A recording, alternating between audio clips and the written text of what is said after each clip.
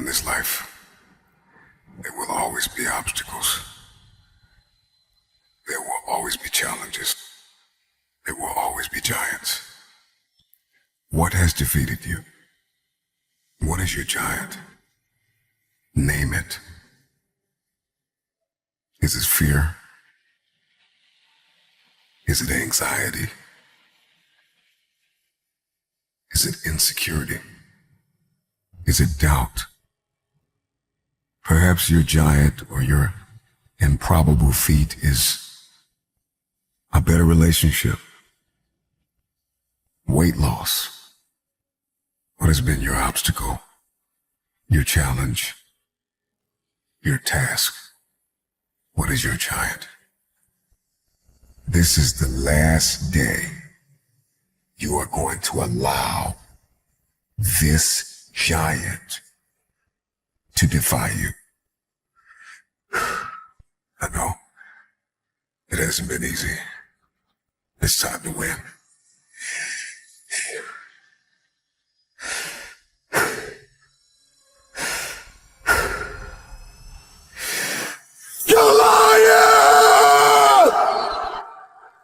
There will be many giants in your life. There will be depression. There will be anxiety. There will be oppression. There will be stress. There will be overwhelm. Will you buckle under the pressure or will you rise to the occasion? The Bible says that David got up and ran into the army of the Philistines. He ran towards the battle. And like an eagle is the only bird that flies into the storm, it is time for you to fly into the next dimension of where you have been called to. What is your dream? What is your idea? What is your assignment? There is a new breed of champions emerging out of the ashes of doubt and fear. Your knees may be knocking, your palms sweaty, but the time is now to rise up and run after it. Run after your dream. Run after your idea. Run after your goal. Run after it with everything that you have. You will never have your future until you are fully persuaded that you are a carrier of everything required to fulfill your destiny. If nobody believes in you, you gotta make it up in your mind that all you have is all you need. You are going to need vision. Before you win, you're going to have to see it. I want you to see yourself winning. If you can see it, you can have it.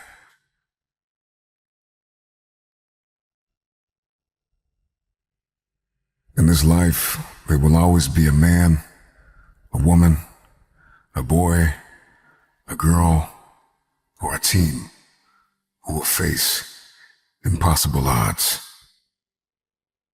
And somehow, through some combination of courage, will, grit, and a mustard seed of faith, they'll manage to overcome. What I love about David is that David was not only one of the youngest, the smallest, the least likely. Not only was David underrated, but his weapon of choice was underrated. And there will be times in life where people will not believe in you, neither what you are carrying. I'm going to tell you the one thing that separated David from Goliath, and that was his heart for God and God's people. If you are going to defeat your giant, you are going to need heart. You must overcome what lies between the pit of your fears and the summit of your knowledge. Our Goliaths, our challenges, our giants oftentimes meet us in our valley places.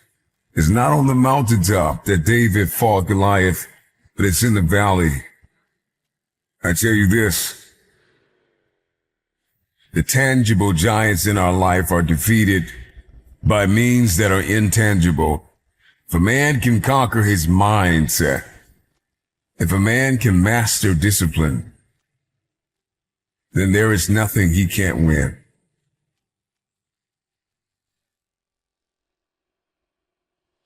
They will tell you that your dream is too big. They will tell you that your destiny cannot be fulfilled. They will tell you it is impossible to accomplish what you have set out to accomplish. But it's not about what they say. It's about what you say. I believe that you were born to triumph over every demon, over every devil, over every addiction. You are fighting for your family. You are fighting for your legacy. What you are fighting for is bigger than you. Do not forget this. David ran toward the Philistine. David ran towards the army. Your dream, your idea, whatever goal you have, get up and run after it. You can defeat this enemy, and you can have your future.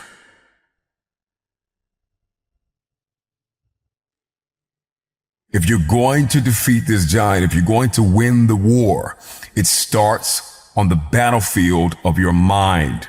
This is where the war is won. Over the course of your life, you will discover that the obstacle is the way, that there is great counsel in conflict. We will discover that we are most creative in the midst of adversity. So do not run from your battle, for the battle is a learning experience. You got to overcome fear. The moment that you overcome fear, then your opponent is bankrupt. There's nothing they can do. You're going to have to dispense with fear and with negative self-talk. Remember your why. It is the why that gets us the win. And it is the why that gives us the power to persevere through the how. Stop looking for the addition. Stop looking for the validation. Stop looking for everybody to agree with what you're about to do. Stop looking for everybody to understand. And know this, all you have is all you need. I can see your giant of addiction running towards you with words of darkness, death, attempting to strike fear in your heart. Will you cower? Will you back down? Or will you run into battle? But I see a generation rising up against the one who called you powerless, rising up against the fiery darts of the enemy, rising up against the lie that have held us down far too long, rising up against the despair and the heaviness and the chronic anxiety. I have waited my whole life for this moment. Thank you to everybody that doubted me. Knees buckling, palms sweaty, heart heavy, but I'm ready. I'm afraid, but I'm running. You will hear my feet walking the pavement. I'm no more complacent. Here's to everybody that doubted me. Here's to everybody that stopped believing in me. Here's to everybody that counted me out. What has been tested, what has been proven.